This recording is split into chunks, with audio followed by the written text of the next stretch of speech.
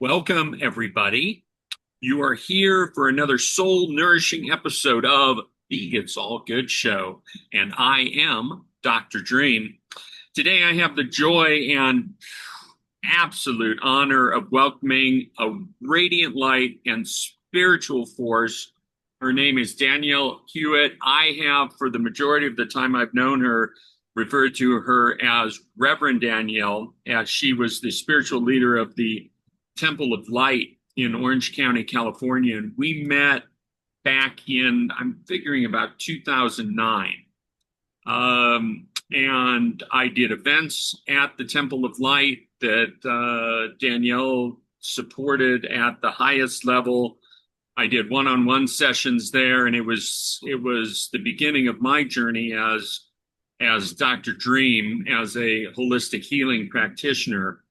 And I'm breaking from my script here a little bit. She has been an inspiration for me since the moment that I met her.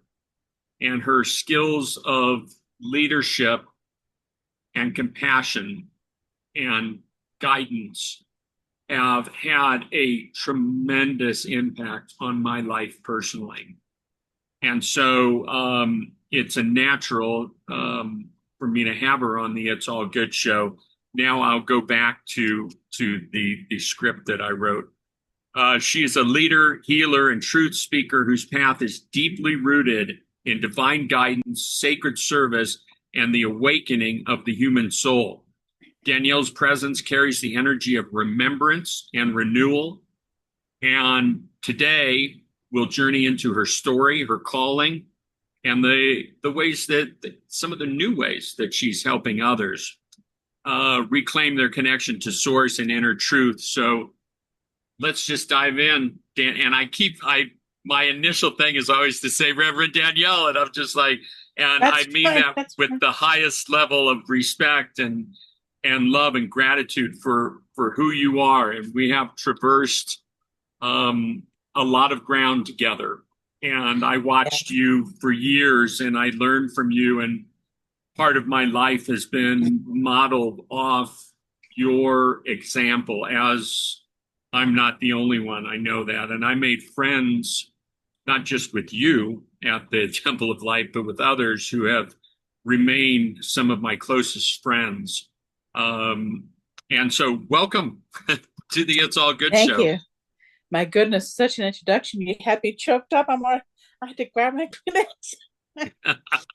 You and I are cut from a very similar cloth, I would say. We're both very much connected to our emotional bodies. And one of our similarities, which we probably both have risen up to, but if we didn't have to have had this similarity, we probably would have been okay with it, is that I had my back-to-back strokes in September of 2020, and you had a stroke in February of 2023. And again, not my favorite mirror of the two of us, but actually it's one that brought some change for both of us and had us step more into something. But let's go ahead and before we jump into like the more recent stuff, I just love for you to share a moment or experience that first awakened your spiritual path. Oh gosh, this is going back over 20 years now. In the early 2000s, I was really struggling emotionally and looked around for some external source of unhappiness, and none was to be found. I lived in a beautiful city, in a beautiful home, husband, 4 kids, cute dog, minivan in the driveway. There was nothing external that I could point my finger to that said, that's why I'm unhappy. And so I, in a moment of truth, kind of gulped and said, well, it must be me. And I must be the source of my unhappiness because there's nothing out there I can point my finger to. And it started me on a journey of some pretty deep introspection, reflection. I took up a meditation practice. I sought mentors. I took classes. I learned. And the more I learned, the more I became committed to learning more. And every corner I turned revealed some new truth. And I was just insatiable. I couldn't get enough. And even now, 25 years later, I am still seeking truths at deeper levels, and they never cease to amaze me or surprise me. And it's still, every time I uncover something, I'm still amazed, incredibly grateful, moved, inspired, and it has taken me on a path of let me learn more and let me turn around and teach anything I've learned. Let me be that forever student and that forever teacher. Well, again, my past experience with you and watching you has been one of seeing incredible commitment and dedication. And it is, I mean, how do you identify, the qualities of a person that are the lasting ones? And it's the impact that we have on the people that we come into contact with. And you're in all of that. I know I didn't tell you we were going to talk specifically about the stroke, but I feel like it plays a role in everything that's happened since then, and big things. You've moved into big things, different things since your stroke. So take us into whatever you want to share about the stroke, but more to the point, I guess, what did it bring up for you? What did it change for you? And then you opened up some new energies after that experience. I did. For many of the viewers today, they may or may not be familiar with the Conscious Life Expo. It's an annual event that takes place in Los Angeles, and hundreds of healers, thousands of people gather and listen to lectures and buy wonderful products and gather. And I was at that Conscious Life Expo that weekend with my very dear friend, Elizabeth, and I had been feeling exceptionally tired and down, and I knew I was grieving several things. And in my teachings, I always tell people the power of our thoughts, intentions, and that we need to discern or govern what it is that we declare we want, because the universe is always listening. And in that weekend, I sat with a healer and I had a session with her. And I remember declaring loudly in my mind, I need to convalesce. And I imagined myself on a desert island, laying underneath a coconut tree, just checking out of the world for a year or two and resting. And Dr. Dream, I had the stroke 5 hours later. So one of my biggest teachings, and, healer, heal thyself, teacher, listen to your own teachings. I inadvertently, on some level, manifested a situation where I would be at home for 2 years, reflecting, convalescing. And the 2 years that I spent in the initial recovery stage, I spent a lot of time alone, reflecting, thinking, meditating, resting, understanding. I wrote a book. I finished my master's degree. And I did a lot of, I basically, I kind of checked out. I kind of crawled under a rock, and it it took 2 years for me to say, okay, I'm strong enough to emerge now. What did I learn from that experience? And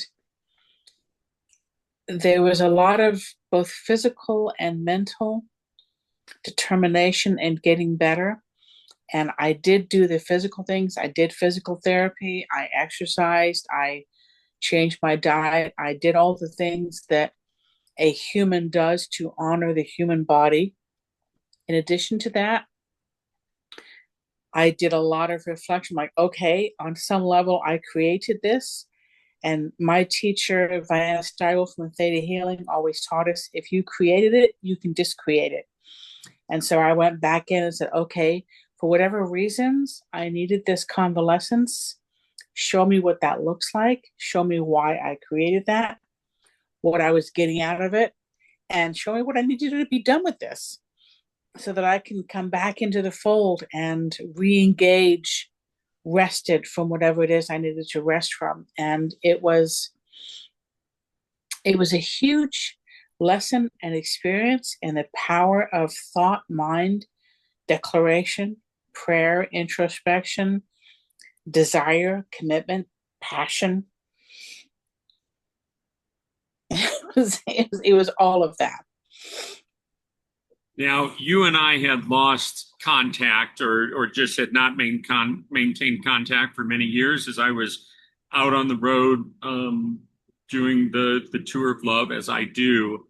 And when I was coming back to do some events in Southern California, I reconnected with you, found out about your stroke, was deeply touched knowing what my experience and healing process was.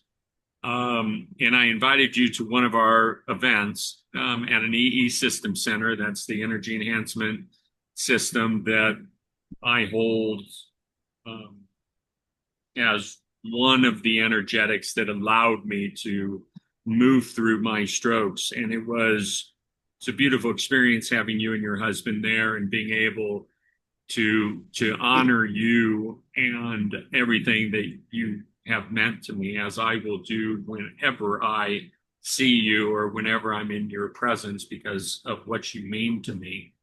One of our first 333 bowl experiences was at your Temple of Light in Orange County. The only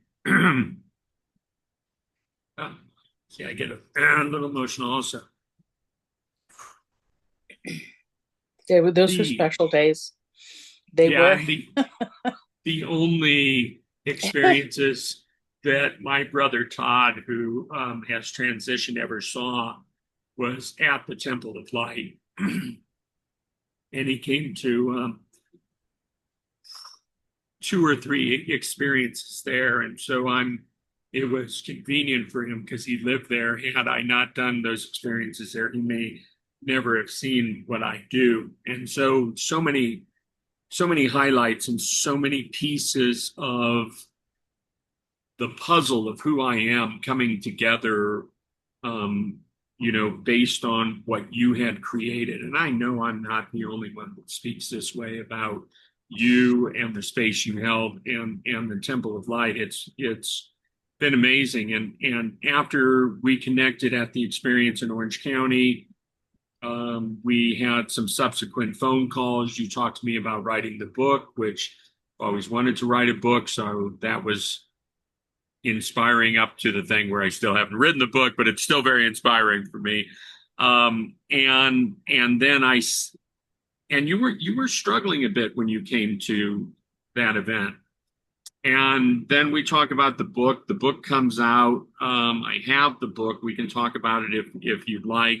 And then I see you traveling the world. You and your husband doing some amazing trips, the We did. cruise, I mean, just unbelievable. And it is heartwarming to me, your recovery or bringing yourself back to, I imagine, a better place, a healthier place, a more grounded space for yourself to be in the role that is your role now. Do you want to share a little bit, if you will, about the book? And then I've got some other things to touch on. The book is called Conscious Leadership for Your Everyday Life. And while I don't emphasize my background too terribly much in this context, I am a CPA, and I also have an MBA, a Master's of Business Administration. And I ran with my husband a CPA practice for over 20 years. I love accounting. I love numbers. They speak to me. I can look at a financial statement and know everything there is to know about a business and the people that run it. And while I love that, I moved away from it to do the more spiritual work that you've been speaking of. But I never really lost my love for helping entrepreneurs because, as you know, entrepreneurs and your Dr. Dream, your whole philosophy about people stepping into their power, living their dreams. Well, in some muggle way, accountants do the same thing. And it's to help somebody who's empowered themselves to create their passion and build a business, whether it's selling paint at a local hardware store or whether it's doing Reiki sessions. It takes a lot of courage to identify a dream and then go and pursue it. And if I can help somebody from the very non-spiritual aspects, the nuts and bolts of accounting, finances, the legal, because you don't have to be an expert in that area, but you want to be well versed enough not to get caught up in anything negative that could happen if you missed something in that area. So when I wrote the book, it was about businesses, but I soon realized the moment I started writing it that somebody's business and who they are spiritually, mentally, they're intertwined. Your business is not separate from yourself. And so conscious leadership is not just about being a leader in a business and trying to do it in a conscientious way, but it's being a conscientious leader of your own life. And that probably, without me realizing it when I wrote that book, isn't that what we all could benefit from, being a conscious leader of our own life as compared to unconscious leadership?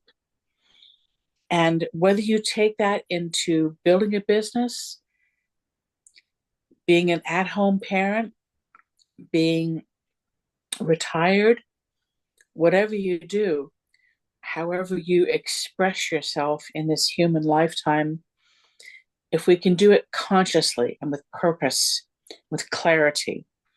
And that's what I wrote the book about. And then I guess I can say this in this space, Spirit has got me to write down 10 more books. There's a total of 11 books that'll be in this series. And so the next 10 books are coming. And it's conscious leadership for the newly divorced, conscious leadership for the new single parent, conscious leadership for the newly retired, just all aspects of life that we kind of, the tapestry that we all experience in some form or another, how to embrace what happened and do it. And conscious leadership with your health will obviously be one of them. That's the book I didn't intend to write, but will be written. And thank you for all the wonderful things you said about our joint experience of having a stroke. It's a heck of a thing to get past. And I'm assuming you had some similar experiences to me in adjusting to a new norm as compared to kicking and screaming. And I did read some books on strokes, and depression is prevalent in about 50% of the stroke recovery patients because you have so many things that you have to relearn how to do differently, or figure out little tricks of the trade. When I wrote my book, my left hand still wasn't working very well, so I couldn't use the keyboard. My husband bought me a microphone, and I just went into a Word document and dictated. I'm like, you find workarounds. And that's kind of what we do in life. This doesn't work. We come up to a barrier here. Let's try something different. And we become fluid. And I think that's one of the biggest lessons I got out of recovering from a stroke was how to be fluid, how to look at things differently, how to figure out different ways to do things, a new perspective, a new understanding, shedding of the old ways and being open-minded to do things differently and and not be annoyed about it. Right. I love it.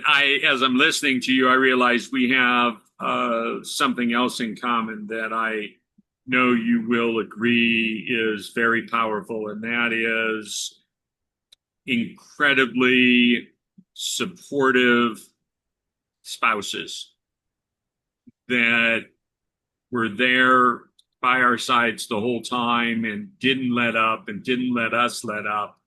And I used to go through a thought process of what if Stephanie hadn't been in my life, what would it look like? And I will tell you, everything I envisioned without her didn't look good at all. And I just, the gift, that's one of the gifts that I know we are both very fortunate to experience in this lifetime.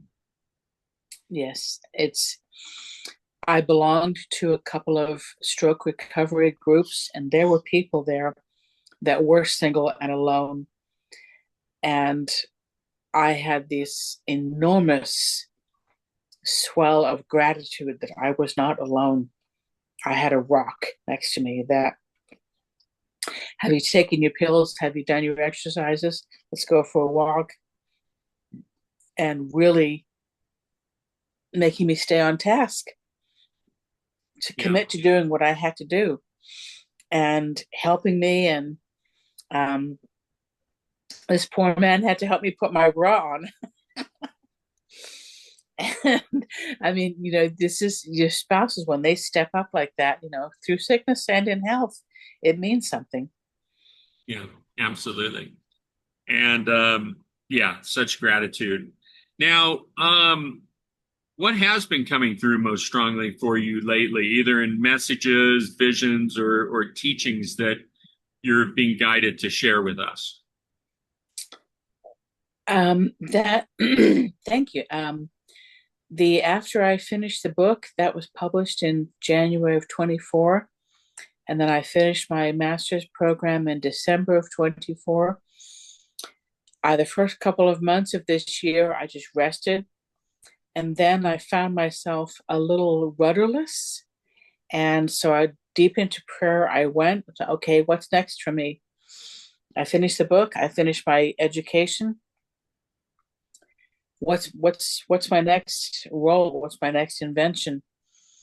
And it was to start my private practice again and help teach everybody all the things I've recently learned. Because I had a private practice while I was running the temple, and it waned over the years. And I had a little whine and a little complaint to Spirit, and I said, oh, I don't want to go through all that again, where I'm trying to market it and get fees and all the finances of it. And this booming message came to me, then don't charge. And I went, oh, I love that idea. When I work with people and I'm mentoring them and channeling Spirit and getting messages, it is the best high I can possibly imagine. And it has always, I don't know if you or any of the listeners out there, when you have a passion and you want to do something, getting paying customers is a huge aspect of it that is sometimes a game changer for people, and it's the hardest part of it. And I went, okay, I'm retired. My husband and I have made our money. He's still working in the CPA practice, and I don't have to charge for this. I've earned my living. I've done all the things I had to do. I've been through that process, and so I'm like, she just has to be a part of it. Right? That's so sweet. And I had this wonderful epiphany of this is what stepping into abundance feels like. I have the space and the time, the energy and the passion to do it. And I'm lucky enough to have reached a point in my life where I've built my career. And I don't mean to indicate in any way that if somebody is at the beginning of their career, they should be doing it like I am. You have to build your career, you have to go through it. And buying groceries and gas and paying a mortgage, they're real things. I'm fortunate that I'm at the tail end of that experience where now I can simply do it because I love doing it. And so I reached out to several clients and said, I'm in a position now where I'm stepping into abundance and no longer feel the need to charge for session work, and got a huge response. And one person said to me, why don't you, in order to honor the energy exchange, offer one of your favorite nonprofits they can donate to? So I did that, and what my favorite nonprofit is a place in Orange County called Wise Place. They are a special organization that helps homeless women educate, have a place to live, learn job skills, and get back into, shall I call it, the system. Become renters again, buying cars, gas, groceries, but it helps homeless women get back into being contributors and feeling confident in the system. And it's a helpful, there's helping people. There's the old expression, you give somebody a fish, they eat for a day. You teach them to fish, they eat for a lifetime. This organization gets people back on their feet and gives them the confidence to work within, again, I'll use the word the system, which is job, taxes, rent, insurance, all that stuff. So my favorite nonprofit is called Wise Place. It's in Santa Ana. And what I do is when I have a session with someone, say, if you feel called to make a donation to this place to honor an energy exchange, please make a donation. And that's all I ask. And if they don't feel called or they don't have the money, that's fine too. But I am here to be a teacher and a guide and to bring in channeled messages from spirit. And I'm an angelic channel and love, love, love working with the angels. They have a sense of humor sometimes, and the things they have me say cracks me up. But I really get so much appreciation, gratification, and sense of purpose and fulfillment when I see the shift. And you can see it on their face. And you've got that experience when you've given somebody a piece of information and you can see them rewriting all of their thoughts and emotions. And it's powerful work. And it's blessed work. And I'm blessed to be able to offer it to people, absent the financial factor. Now, I really applaud this because I've said for years, I don't know if I'm ushering in a new paradigm or just living within my own paradigm, but I have for years done 20-minute no charge phone calls You do the assignment at the end of the call, you get another call. I'll stop doing the calls when the people stop doing the assignments. I'm also at an age and at a place where it's not about the money anymore. And so it's about just being there for people and not having my hand out, having my heart out, and extending the love and the guidance, whatever it is that comes through me. I did I was interviewed recently on SG Anand's show, and it had over 40,000 views. And a friend of mine who had not watched it yet said, well, what did you pitch? What did you put out there? And I said, oh, my 20-minute no charge phone calls. And he said, yeah, that's just like you, isn't it? And you know, it's just that thing. Back in the day, people used to say to me, Dr. Dream, how do I know I'm going to, and then it's framed in their belief system, heaven, the new earth, the golden age. And my answer, my stock answer always was, take a look at your life. This is not something to answer to me, but ask yourself, are you more than 51% in service to others or in service to self? And so when I first started doing the no charge phone calls, it was a way for me to do something that was completely in service to others, even though at the beginning of that in 2010, I was still needing to bring in money for the tour and this, that, and the other. We've done some 821 events since then. We're fine.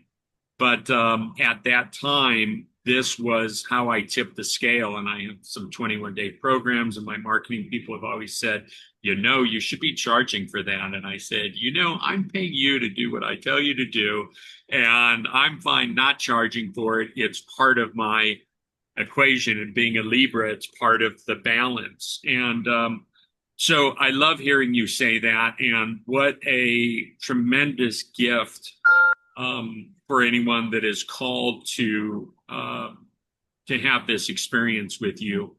Now, it's a crazy world out there. Things have, I would say, maybe it's always been a crazy,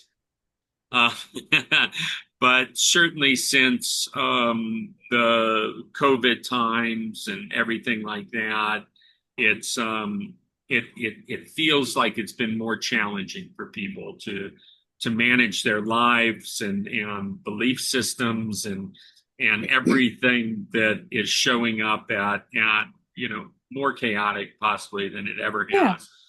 I think the world changed, and it didn't change back when COVID was over. No, exactly. So tell us, how do you personally stay aligned when the world feels chaotic or uncertain? I have been doing a lot of work recently with A Course in Miracles. You may or may not be familiar with that. And also with the work I did for years with theta healing. And there's a very deep truth that the only reality is the one here within us. What we see out there with our physical minds isn't the reality that we think it is. And so when you make the transition between looking at the reality outside and seeing its discontent, disalignment, unhappiness, and giving that truth as compared to having the truth come from within you, and then the miracle of watching the things change when you change what's within you. So I guess the answer to your question is not to lose the belief that peace is within. It is not. We're looking for changes in government. We're looking for changes in the economy. And the Dalai Lama once said, when you're looking for things when that happens, I'll be happy. When that happens, I'll be happy. When this happens, I'll be happy. You'll never be happy. It's I'm happy now, and then the way that you see things will either change or your perception of them changes, and you have a greater understanding of why they're the way that they are. And the battle with the outside world ceases. So give up the idea that there's a battle going on out there and stay in your heart space. And I think that's what the time I was recovering from the stroke taught me. I spent a lot of time alone in my living room with my cats, reading books. And I was in a place where I really looked inside for that inner peace and found it. And when I look at the outside world now and I can watch the news and all the different broadcasts, Fox, MSNBC, CNN, I mean, and looking at all the dichotomy of the different things they report, and I don't attach beliefs and emotions to it like I used to. And I think so to answer your question is when you find that inner peace, you stop attaching meaning to the perception and perspectives and beliefs of other people. And that's not an isolationist point of view.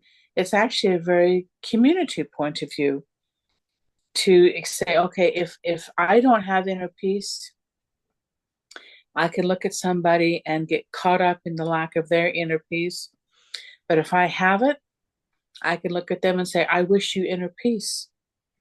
And you can really pray for people and have compassion for them and see their struggles without giving it a reality in your world. Love that, Danielle. As you are as inspirational as ever.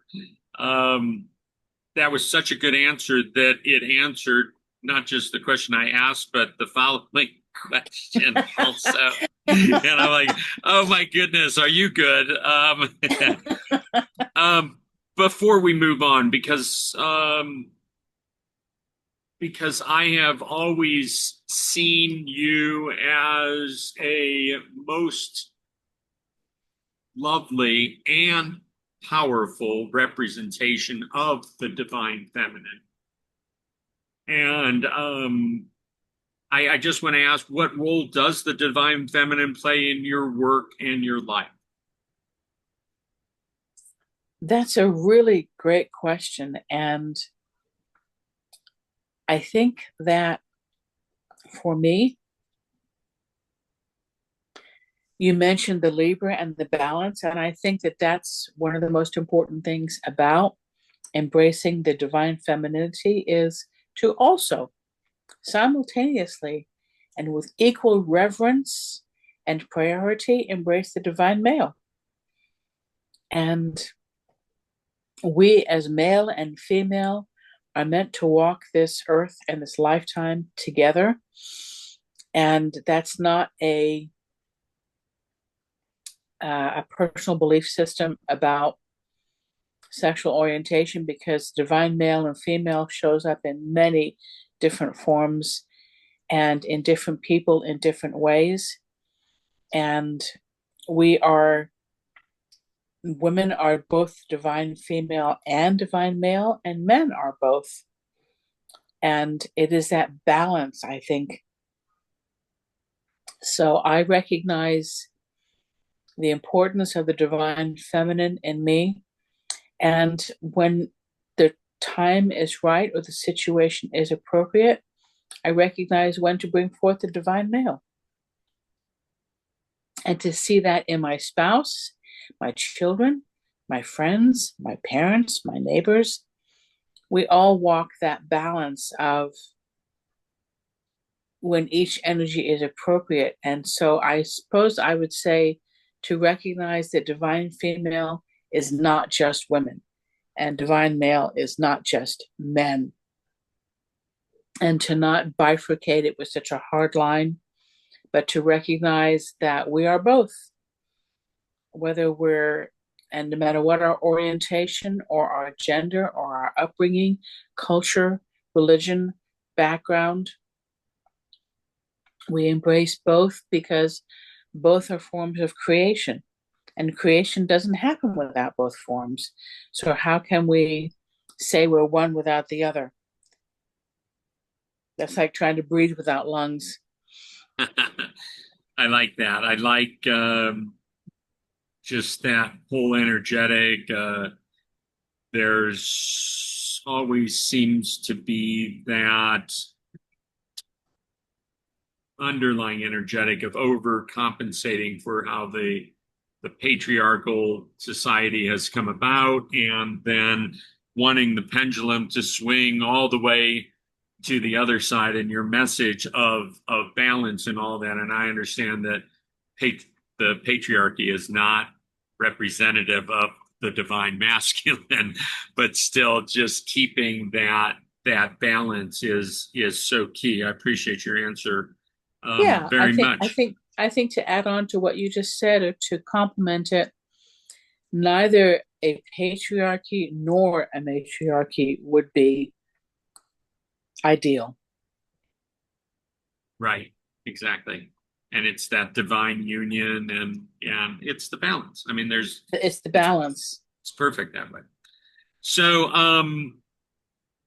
conscious community has always been, whether it was consciously in your mind, what you were doing with the Temple of Light, what you created was a place for conscious community to meet, assemble, thrive. And this was, now it's now. What is your vision for the future of conscious community for all of us? Because things have changed so much.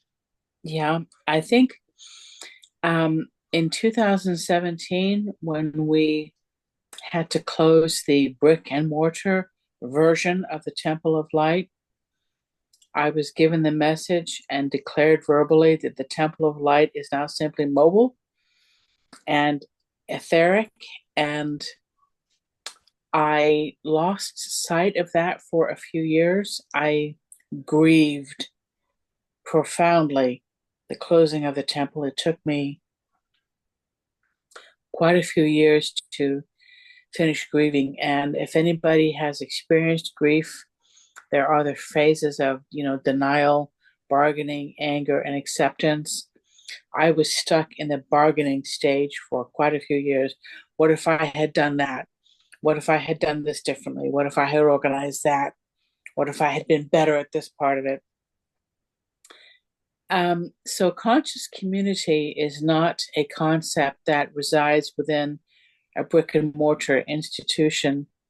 And I've always known that. I simply had to embrace it with a little bit more acceptance. And I think that's where I am now. Conscious community. You're doing it here with this podcast. It's in Facebook, it's in the news, it's in writing books, it's in people saying hello to a neighbor. And interchangeably for me, the word conscious is connection. To me, they're synonymous. And so a conscious community is a connected community. And we are all connected. We have group consciousness. I personally believe, I don't know if you do as well, that most of us are very intuitive. We are all intuitive to a certain degree. And when we embrace that and understand that, we are connected. And if we are connected, then we are less apt to do things in that 49% arena that you described, where it's about selfishness. We're less apt to do things selfishly when we recognize that we are one large unit. Then you embrace more the idea of doing what's good for one is good for all.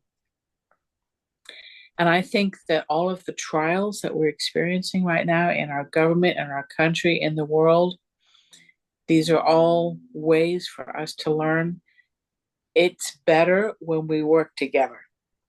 It's not so great when what's good for us is the zero sum game.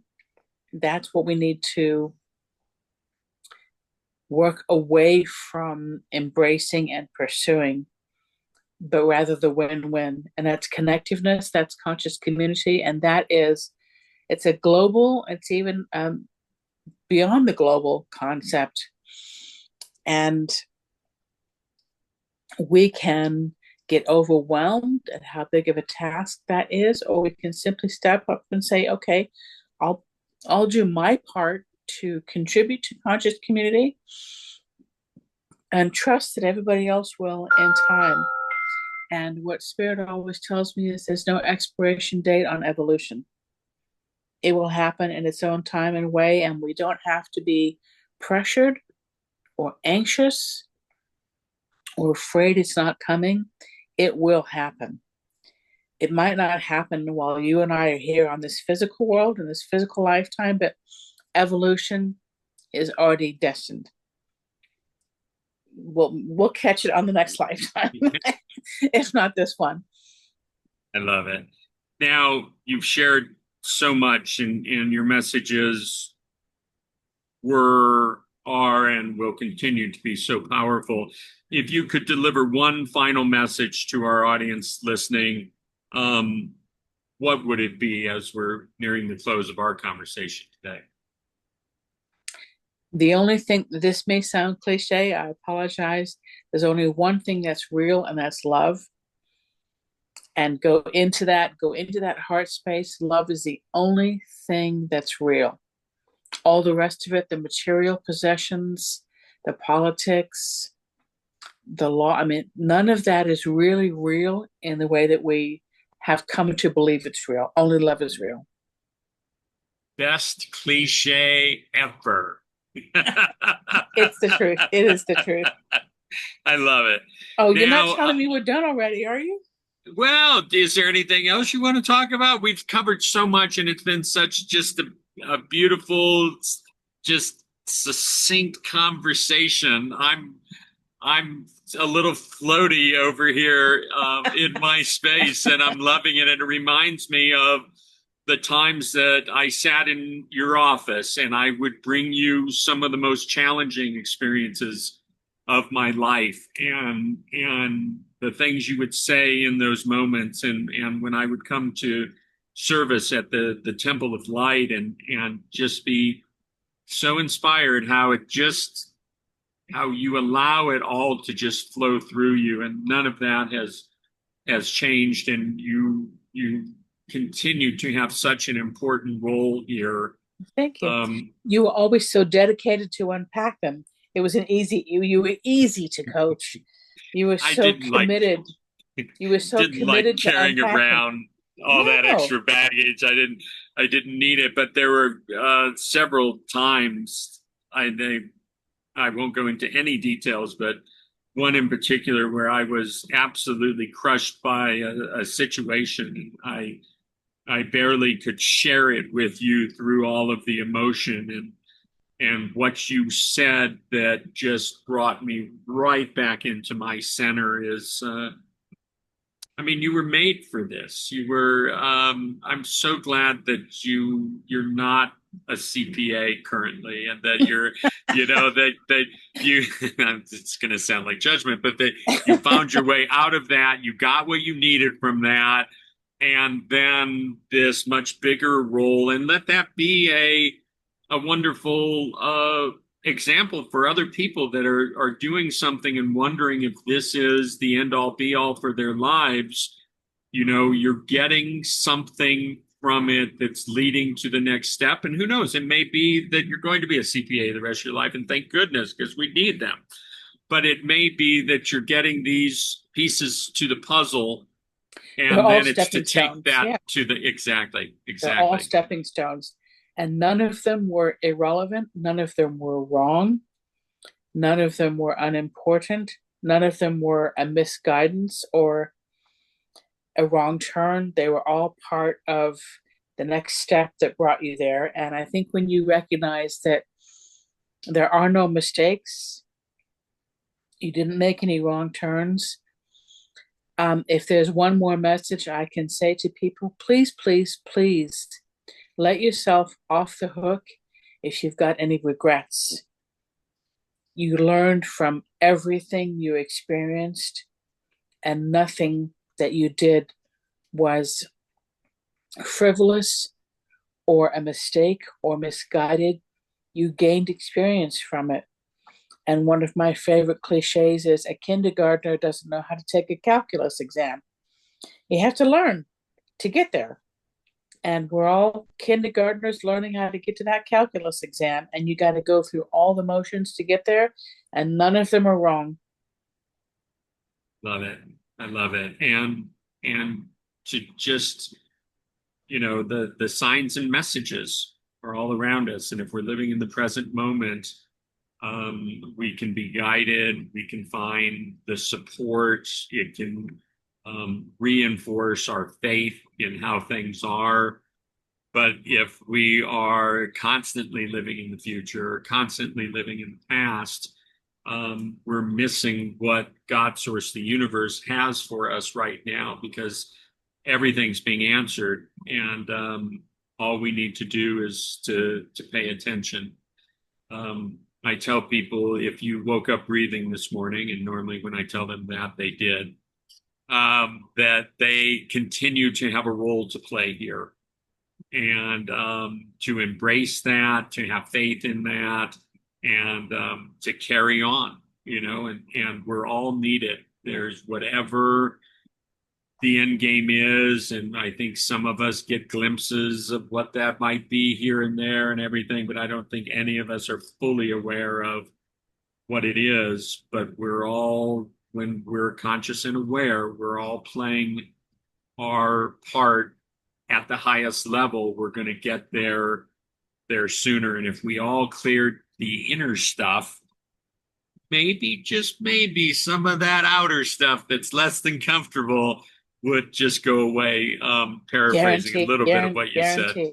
Guaranteed. It might not go away, but you will at least see it differently. So in effect, it goes away because you choose to see it differently. Right. Like the art of living happy is tied into, the art of being happy. And, there's a lot that the invitation is there for us to drop our frequency, to sink down to the lowest common denominator, using a math term. But many of us have realized that if we hold our energy up here, it's an invitation to everybody in our field to take a step up, and not to drop to whatever's the lowest energy is of the day. Those temptations can be great, and they can be very convincing, and they can be corroborated, and they can be even validating. And so in many religions, they talk about avoiding temptation. And we're not talking about, the 7 deadly sins, but the temptation is to forget that we are connected to God, source, creator, and move away from that connection. That's the temptation. And that's what we want to overcome, is to come back to that connective source where happiness is there, and we are connected, and we do create the reality, and we can be, as a group, connected. Love it. If you're feeling less than comfortable, it's probably because you forgot who you truly are. And it's a fabulous message. Now, tell us, where can we connect with you, find out more about your work, these sessions and everything? Where can you guide us to that?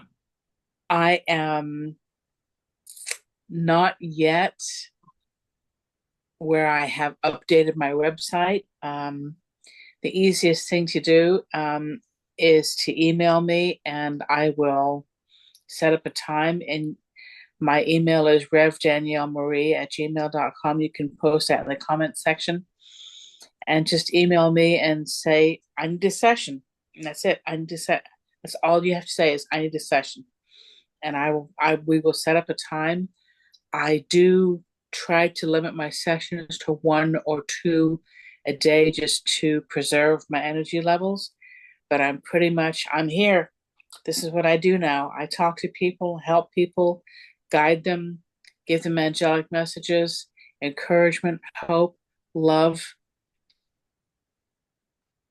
peace, happiness. I mean, this is what I'm here to do, and I am thrilled to be able to do this. We'll keep doing this. And from me personally, the two words thank you don't seem to be enough. And yet, there are hundreds, if not thousands, of people that if they knew how much of me evolved because of my interaction and inspiration from you, you would have a multitude more of thank yous just from this one person that you've touched. And I just want to finish off by saying, grateful for you, such deep honor and respect for you. And perhaps the biggest statement that I can make is, and if you'll excuse the wording, I love you, Reverend Danielle. Thank you Oh, so I love much. you, Dr. Dream. You have been such an honor to get to know and to witness your journey and to see you doing it with such passion, talent, gift, devotion. It has been my honor to watch you step into your power. Thank you so much. And thank you for being a guest on the It's All Good show. And along the way, I'm pretty sure that we'll have you back on. You have a wonderful I day. would love that. Thank you. Okay. All right. Thank you.